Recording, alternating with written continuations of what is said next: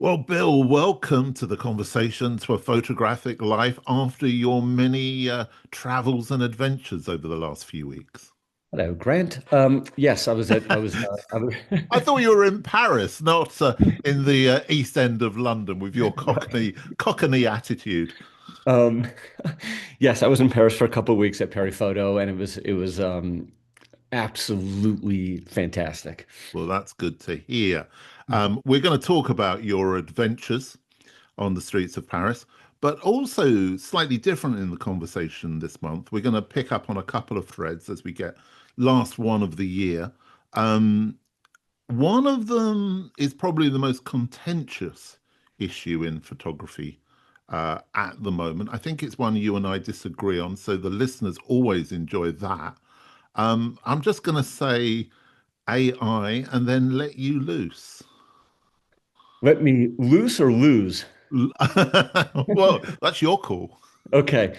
Well, I guess if we're going to be talking about, you said, I think you said AI pictures or AI photography, and I would just separate those two words or phrases because it bothers me to call this stuff.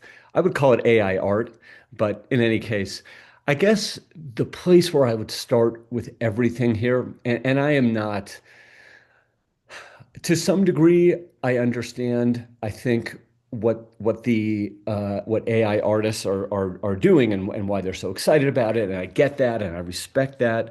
Um, but I guess I would just ask you. But I'm so skeptical and so cynical, as listeners know, and I guess I would just ask you, like, do you trust Elon Musk? Well, absolutely not. And I think you started off with a loaded question there. Yep. And do I you trust Mark Zuckerberg? No, I don't trust any of those Okay. people. But And also, nor.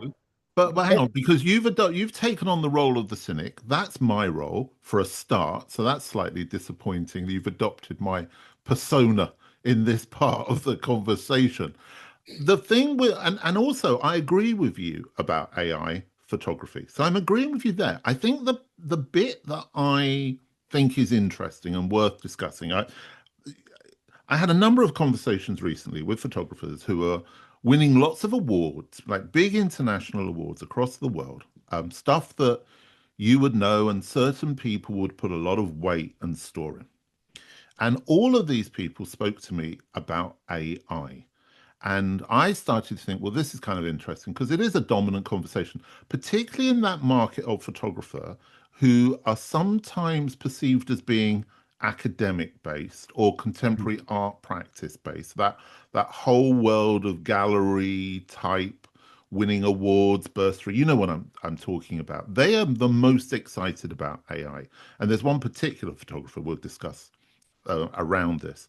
My thinking is I don't have a problem with the idea that AI is coming in and we're going to have to accept it and we're going to have to incorporate it in things. The problem I have is with the output. So that's where I'm with you. So the Wait, so you're okay with the theory, just not with the practice? no, I'm okay with the practice, but not the output. What's the difference between the practice and the output? I think that the practice is intrinsically, and I think this is where um, this will go, but I'm happy to be proved wrong. I think that the writing of the prompts, the visual storytelling through the writing of the prompts, is an interesting area to discuss for photographers going forwards. The idea that that has to end up in a bad photograph is missing the point of the process of the prompt writing. Wait, so your problem is not with the creation of let me just forgive me with my language for a moment, the creation of false moments. Your problem is how it actually looks and how it's executed, and it's not done well yet, or am I misunderstanding you? No, I think the two things kind of are coming together here. I mean, we know that most of this stuff, and the Phil Toledano book and images are obviously something we'll talk about. But to me, they just look like bad Pink Floyd covers. They look like hypnosis posters from a store in the UK called Athena in the 80s. They're just horrendous fakery. They're Hmm. awful. But they're awful because of the skill of the person who's writing the prompts. Because AI imagery is coming from prompt making, and I think we may have discussed this, maybe we didn't. I had a number of conversations over the summer with TV production companies and people who make TV dramas and so forth, and they're talking about the incorporation of AI within filmmaking and how that is actually going to be the future going forwards in that. And what they're desperately looking for is, and which they don't have, is people who can write the prompts because there's a whole skill set there of visual understanding of writing the prompts. If your prompts are really cliched, then the output is going to be really cliched and going to be bad. Now, I might be jumping ahead here and I'm trying to think about where this is going, but I think it's a mistake to get too hung up on the idea of AI photography. Does that make sense? Not to me, it doesn't. What I feel like you're saying is just what I said before. It's the theory and like you're fine with the theory. You're fine with people creating moments that don't exist. Yeah. Your problem is they just don't look very good. And No, or my theory, and my problem is that they're just the people who are doing it don't understand. They're trying to create something, a photograph, which comes from a history of making photographs, which are Mhm. being judged as photographs. Whereas my thinking is what we should be doing is completely taking this away from photography and talking about it as visual storytelling. Uh, okay, except for these models are trained on photographs. And so they spit out photographs. And so, like, yeah, sure, I guess I agree with you, but it also feels to me beside the point because, it's like um, there are fantastic novels and there's absolute garbage, and more people tend to read the absolute garbage than Tolstoy. So, I just think like the way that I understand what you're saying is quite ivory tower. Me, I'm looking at quote unquote photographs, and I can't tell what's true and what isn't. Like I just saw this new generation of I can't remember what it's called, but it's from Gemini, the Google priesthood. And they have released this new version. And the picture I happened to see was a version of Dorothea Lange, Migrant Mother, where she's by the side of the road with her two kids, totally different angle, different distance from the camera. And there's dust in the background. And, even 6 months ago or a year ago, the fingers would be weird and you could sort of tell it was, now that this just looks like it could be, you know, an outtake from that shoot. And so, I have a problem with how good it is. Um, and I kind of have a problem with how it's trained. It's like, sure, people will start to very soon, or maybe already actually, love music and songs and be dancing to songs that were created by no human really. So I don't know. I think we're losing something. No, I'm not disagreeing with you on that. But at the time where we now have AI actresses and we have AI country music stars being the number one on Spotify, Yeah. um, I think that the output as a photograph, I mean, you sent me those Cartier-Bresson kind of animations where, Why don't we describe what that is? yeah, well, I mean, it's a series of the great Cartier-Bresson pictures that we would all know, the boy jumping over the puddle, the bicycle going past the staircase and the bottom of the staircase. Those two stick in my mind in particular. And you sent me a link to an animation of those photographs A coming little to life. video, like a little video. Yeah, like a GIF or but Yeah. very or a meme, but very high quality. And I thought they were great. I didn't have a problem with Well, the idea. let me just describe them for a second. Okay. so these were, let's just take there was another one that was not Cartier-Bresson. It was the Steve McCurry Afghan Girl, right? Which on the cover of National Geographic. And we all know that picture. She's staring straight ahead. In this video that I sent you, Cartier-Bresson's bicycle boy, we see him coming and going on the bike, and it doesn't really stop for the picture. You know where the picture is. And with the Afghan girl, you see her turning her head and looking at you and blinking. And the picture that we all know supposedly comes from that, but it is not an instant in time. Um, and to me, It's an that extended moment, which is what cinema is, right.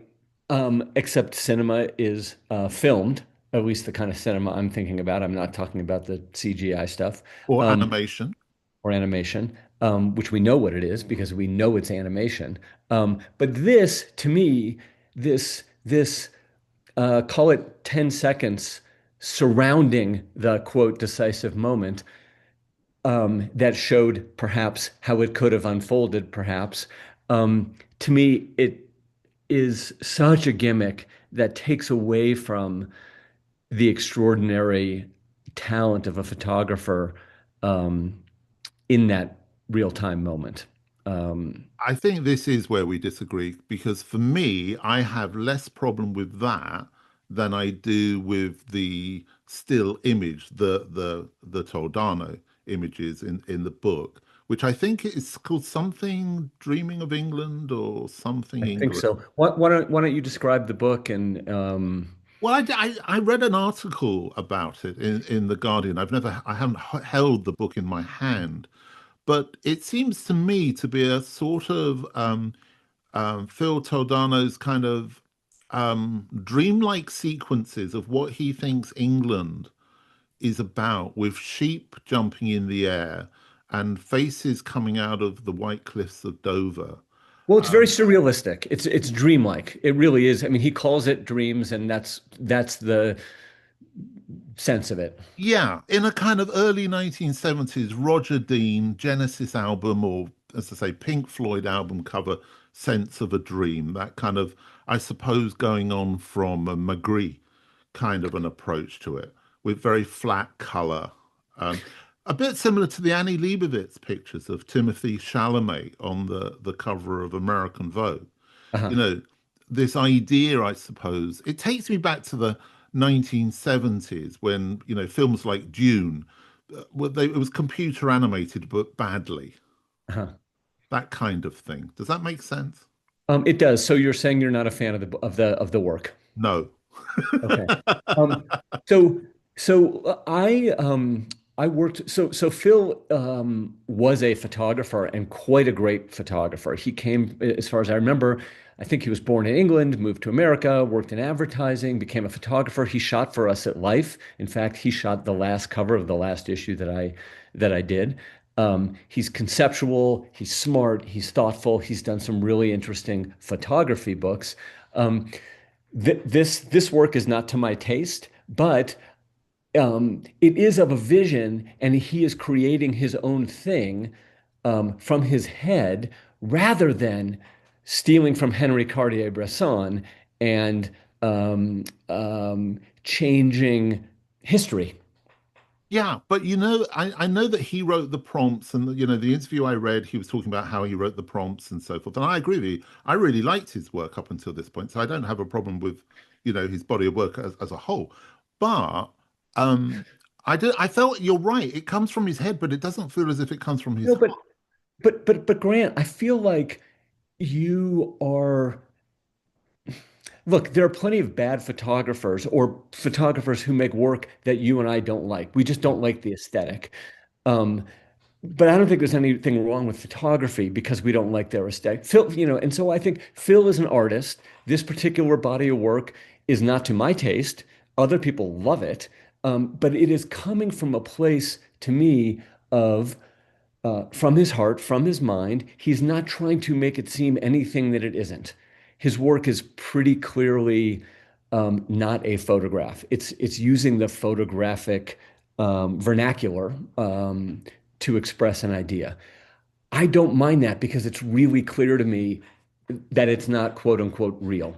My problem with AI is stuff that will fool us to make us think a moment happened that never did. And the So political and social and cultural implications of that, the aesthetic implications of that, I have less of a problem with. It's the cultural, social, and political implications that have me freaking out. yeah, no, I mean, we've spoken about that before, haven't we? And I Yeah. understand that, particularly coming from a US perspective. You know, but anyway, I mean, it's a conversation that's going to go on and on and on, that's for sure. I suppose I'm just kind of trying to find my way through it through listening to people and looking at stuff and where it's going to go because I'm accepting that it's here, that we are going to have to deal with it. Um, and I'm addressing it. Interestingly enough, a number of people have said to me recently, okay, how are you dealing with AI from a teaching perspective? Hmm. So it's something I'm very much kind of addressing. Anyway, we spent far too much time Okay. Yes. arguing about that. Um, you wanted to talk about gatekeeping, 'cause there's another non-contentious issue. Yeah. Well, yeah, I see, on the social medias very often about people saying, the gatekeepers are at it again. The gatekeepers are keeping me out. Um, and I guess I wanted to talk about that concept at all because it seems very um, not necessarily new, but very continues to be current that people are slamming the gatekeepers and accusing other people of being gatekeepers. And I guess I wanted to revisit the idea of what a gatekeeper is and what value a gatekeeper has or does not have. Well, we've spoken about this a lot, haven't we? And you're right. I mean, I do see it a lot. I think recently I haven't seen it quite so much, um, but I see it as a bigger issue, which is that we're in a place now where so many people are self-appointed experts that the moment anybody who's got a little bit of knowledge or experience of the medium over a period of time sort of raises the idea that the wrong language is being used, or this isn't how it works, or this is actually how it works, then the gatekeeper has become a very kind of quick and easy put down. Yeah, I mean, it feels like it's used in the same sense as like the 1%, the billionaires, the elites, the gatekeepers. And I just feel like, if everybody gets a trophy, what is the trophy worth? And, if there are no gatekeepers and if there were no gatekeepers, I just don't see how we ever experience art from someone like Robert Mapplethorpe or Basquiat, because it took somebody to say, yeah, you're the guy I want to support. Not him, not her, not her, you. And I will open the gate and lift you up. And I guess I don't understand why that's such a problem. I think I'm going to tie it to something a little bit similar to the AI problem, which is that over the last few years, um, there has been a dumbing down and a belief that the expert is not to be believed. I think this is such a great point. I'm so glad you brought it here. So, in terms of science, In um, terms of it, well, certainly in science with your current yes. leader of the science department, but also just in everything. You know, the expert is, we used to look up to the expert. We wanted to learn from the expert. We wanted to be the expert. And now it's, well, the expert's the person who doesn't let you do what you want to do. And the expert is the person who's telling us what to do. Yeah. Um, So, I think with respect to certainly my country during COVID, that was a time when the expert class, especially with respect to science and medicine, lost a huge amount of, unfortunately, credibility. Um, so I think that's a very good point to bring that together. But I don't think we can. I think this is the thing you and I always get to in the conversation is you can't take photography, put it in a box, keep it in the corner, and say it's got nothing to do with everything else that's going on in the world at the same time. It's intrinsic. Photography has never been more important in our lives, in our online lives, our digital lives, as it is today. And therefore, it is being impacted, I think, by a lot of those things. I suppose that's why I'm constantly questioning AI. I mean, it's interesting. I re-threaded a review of the Toledano book, and somebody got back to me and said, and I said, make your own mind up about it. I don't mind. And somebody got back to me and said, well, just by doing this, we can tell where your mind is and, promoting this rupture. And that anger is very common, Yeah, you know. absolutely, absolutely. So, And yeah, that's I where mean, I am with it. I guess I also want to say, in terms of a caveat, none of this is to say that certain gatekeepers aren't also assholes, or that they don't make mistakes, um, which they do, and people take advantage of their position of power, and they act like jerks. Um, but those are the people, and those people would be jerks no matter what they did and no matter what field they were in. So I don't think it's the fact of gatekeeping. I think it's some of the personalities I just that make think it's that. a growing disrespect for knowledge, Yeah, and the fact that social media has given everybody the possibility of speaking and saying whatever they want. And as you again, we cannot. When we started this conversation a good few years ago now, we weren't having conversations like we're having now, where we're referencing the political situation right. and the social situation so much more now than we were previously. Yeah, for sure. You know, so we're anti-gatekeepers, but at the same time, we understand that there are people there in positions of knowledge and power that we hope to work with and are in a position to support. Yeah, I think so. Okay. Um, well, the home of the gatekeeper is Parry Photo, he says, confrontationally or not. But it kind of is in a way. So how was Bill in Paris? How did you find leaving the New Mexico plains for the dark, rainy, cobbled streets of Paris? Um, Man, I loved it. It was just fantastic. It was great to be out of my country for a couple weeks, honestly. It was wonderful to be in Paris, and it is just wonderful to be for a few days surrounded by people who love what you love, even if they love it in a different way. Um, Which you we know, love. which I'm crazy about. Yeah. Like I loved looking at other sort of curator and interested people's greatest hits from Perry Photo because they were so different from mine, and they're totally passionate about it. There's a Carrie Scott curates is a feed that I tune into, and she has a great eye.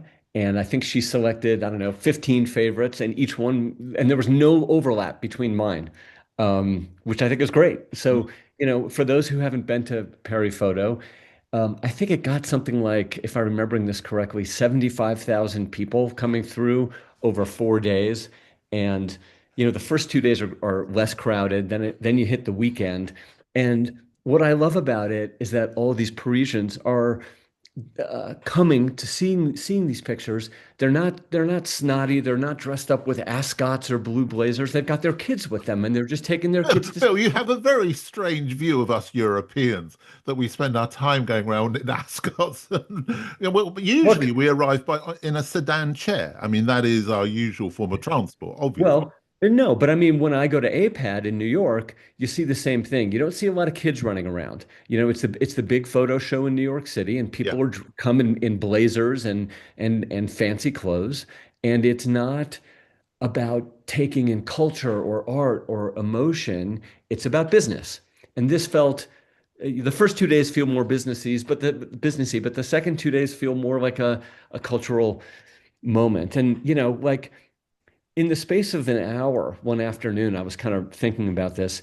I ran into and chatted with David Campany, the curator who's at ICP, doing a great job there.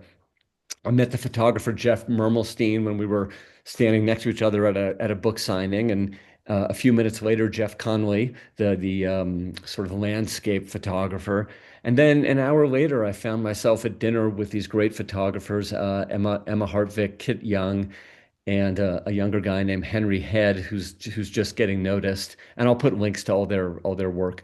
And it's just such a thrill to be um, hanging out 1 minute with old guard names and 10 minutes later new guard names, and it's socially it's wonderful. And then I saw a lot of pictures and artists that I fell for. Well, I agree with you. Socially, it is great. And I did notice this year, I didn't go, but I did notice this year that there were a lot of people who went. There are a lot of photographers whose names many of the listeners will be aware of who were there. Whereas I think it's sort of post-COVID for a while there. It took some time to get back up and running again. But who are your favorites? What did you see that we should be checking out? Yeah, well, on the I think the first so I kind of try to rush in the first hour of the first morning. I try to get up early and be there early. And I zip around very quickly. I don't spend a lot of time. I just sort of see what really catches my. And the first thing that really stuck me, last year was Ramon Massats at the Galleria Alta, and this year it was Jack Davison, who is an English photographer. Um, he shoots for the New York Times Magazine, lots of other places, and he had a series of I think it was these little jewel-like, I don't know, maybe they're around 4 by 4, something like that. Um, Photographic that felt like black and white photographs. They felt like etchings of people's faces, and there were maybe 60 of them or 50 hugged next to each other. And it felt, my first instinct was, wow, this feels like a modern August Sander, sort of a survey of British faces in 2025. It's really interesting you say that though, because do you know what they reminded me of was Paul Strand. Oh, They interesting. they Yeah. were with that close-up approach. But it's funny because I saw you mention that, and I remember him at college. Mm. So it was great to see that he's now got to that point that you're picking him up at Parry Photo and so forth, because he was Well, kind of a fashiony photographer at starting out. he's very smart. Since seeing this, I've gone back to his website and spent a lot of time there, and he's just fantastic. And I actually bought two of these prints. I felt they were reasonably priced, and I fell for them. And mostly, I just um, went on a gut because I just loved them. And then the next day, I came back to take a closer look at all. I posted about it, and it went kind of nuts on my feed. Other people really liked the work. I went back, and he was there, and we just started talking. He's such a regular guy. He's so couldn't be sweeter, couldn't be nicer, and it was special to have somebody whose photographs you like so much actually be a real person. Well, it's funny because when he first started out, he did a thing called Preston is my Paris, and now there he is in Paris. Yes, And Paris is Paris. yeah, exactly. Who else? I came upon the photos of Marie-Laure de Decker, who was she's no longer with us, was a conflict photographer in Vietnam and in various countries in Africa, and also a gifted portraitist. And I posted a couple of her combat photographs, and also a picture she made of herself, which was heartbreaking and beautiful. And I spoke with her son, who was there, and she's somebody I hadn't really spent much time with. That was fantastic. Can I just ask you, Bill, because we've got a episode coming up in December where we talk with Michael Pritchard about the archives. Was the son the person responsible for getting this work seen now that she's passed? Because I think that's a very interesting area of kind of rediscovery. Yeah, I know he was very involved because we talked for a long time. I don't know like exactly how this came to pass. Mm, She'd certainly been represented by, a gallery or galleries in the past. okay. She certainly wasn't nobody. Okay. But I think, getting this stuff out there is going to be a treat for us all. Ah, great. So also, there was a Lisette Model work in a few different places, at different galleries. One, the Muse collection, and the the Muse collection, I think it's Muuse, did uh, a nice exhibit with Lisette Model's work, and then two of her students, a guy named Larry Fink and A guy named Larry Fink. another photographer named Rosalind Fox Solomon. Oh, Um, okay. So her but students weren't too bad, were they? and this is what it's really about for me. Like, if you're thinking about your legacy, you could certainly think about your own pictures, but you could also think about the people you've helped along the way and how you will continue to live through your good works and the sharing of your wisdom with other people. Yeah, it's a very interesting point that actually, because quite often I get asked about why do I teach? And you're always hoping that, some of your students go on and create strong work, and you can't take much credit, but you might be able to take a little bit of credit, Take a little. which is Yeah. quite nice. Well, I mean, and when you look at Lisette Model's work, and then you look at Larry Fink, and you look at Rosalind Fox Solomon, sure, she might have chosen those students because they had sort of a predilection toward the same kind of work that Lisette Model did. That makes sense. But you can really see a lineage too. They're not copies, they're not homages, but you can see the lineage. There's a sensibility, isn't there? I think Yes, that's the key exactly. to it. I came across a couple other photographers whose names I'll just drop here, and I'll send you links or so people can take a look. An Italian photographer named Nino Migliori, and Erica Leonard, who was known as a photographer of gardens, but her portraits of women were fantastic. Um, Are these both photographers from the past who are no longer with us, or? I believe Erica is still with us. I think she's older, but I'm not 100% sure. But these pictures, I believe, were from the 70s or the 80s. Because I think that's the great thing about pro photo, like you're saying, it's discovering work, isn't it? It's discover. Yes, it's the mashup of work by great photographers who but you haven't seen this work, or unknowns. Like Fred Herzog, there was some new work that hadn't been seen before from the Equinox Gallery, his longtime gallery in Vancouver. And I was speaking with the gallerist and Herzog's, sort of partner in editing and selecting, for decades. And he was telling me their process was each photo they decided to put into the fine art market would have to be approved by both of them. They would sit around and go through hundreds of photos and say yes, no, yes, no. And he mentioned that one of Herzog's now most famous photos, the one of the slightly older man who's got a bandage on his hand and a bandage on his face, and he's got a cigarette. Herzog didn't want that photo to go because his head was cropped off slightly. And it ends up, and the gallerist said, no, this is brilliant. The gallerist, prevailed, and it's probably Herzog's best known and best selling photograph. Well, that's interesting. Somewhere there is a photograph of me and Fred at that gallery. And I don't mean by somewhere in the world, somewhere in my archive Right. there is that because I was lucky enough to go on a photo walk with him around That's fantastic. Vancouver shortly before he died. But he was quite a grumpy guy, so I Yeah. can understand that story. He Yeah. was quite yeah, he didn't waste words. Got it. Um, I also visited a terrific show, and I was involved with this to some degree, but I would urge people to take a look at his work. Carlos Aidan Tawia, he's a young photographer from Ghana, and he recreates photos from his family album, but also creates pictures in that style that create memories he wishes he had had. Oh, So, this is sounding dangerously AI, Bill. um, but it's not, of course, because he's making the picture. Okay. He's using actors and models and set designers, and there's a lot of hands and a lot of brains, and there's a lot of collaboration to bring these moments um, to life. So that's from the Galleria Alta. That's worth looking at.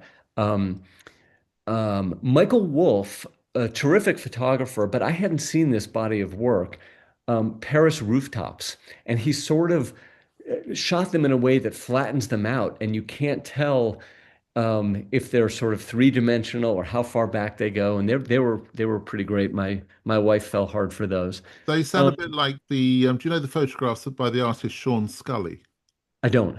So Sean Scully would photograph and take everything down to the singular plane Mm. so that the architectural detail becomes abstract form, and then he would do paintings from the photographs. Oh, so it does feel like that.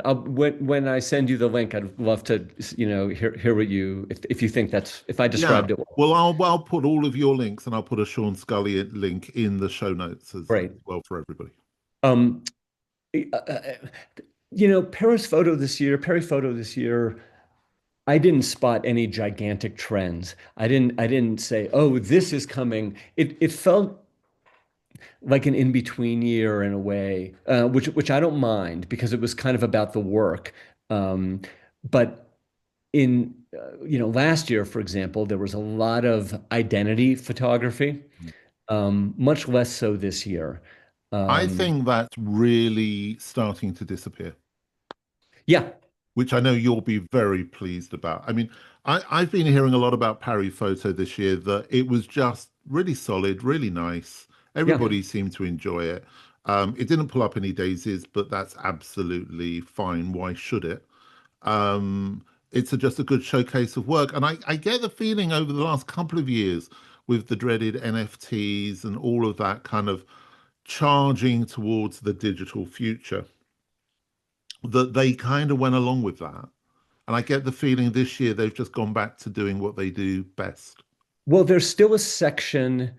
If I'm remembering correctly, last year there was like a separate building or a wing or something Yeah, there was a wing, wasn't there, that was attached? dedicated to digital. This year there was a couple of walls that were sort of the digital area.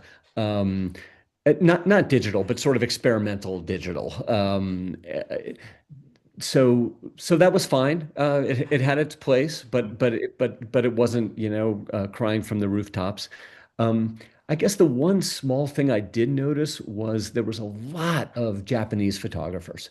Now, I've Um, heard that that was the most successful or popular stand, was all that there well, was a particular one for Japanese photographers. there was a little area, Yeah. but even in some of the galleries that are not necessarily known for work from Japan, they might have had three or four pictures by this person or that person, and I just felt it like I didn't feel last year, like there was a real focus on this place and these photographers, and I really liked a lot of the work. Well, that's really interesting because I've heard exactly the same from a lot of people I've spoken to Mm, about it. And they've all said the same thing, that they really liked the work as well. And I was starting to think perhaps there was a feeling that, that Japanese work has often got a very fresh approach to it, mm. a very non-Western approach to it. Um, And that's quite refreshing. And the work that I remember, and I may have missed some, was for the most part black and white. Yeah. And Um, often very graphic black and white as well, very hard. I mean, very dado, Yeah. And so, I the Provoke book. Do you remember all the Provoke artists and so forth?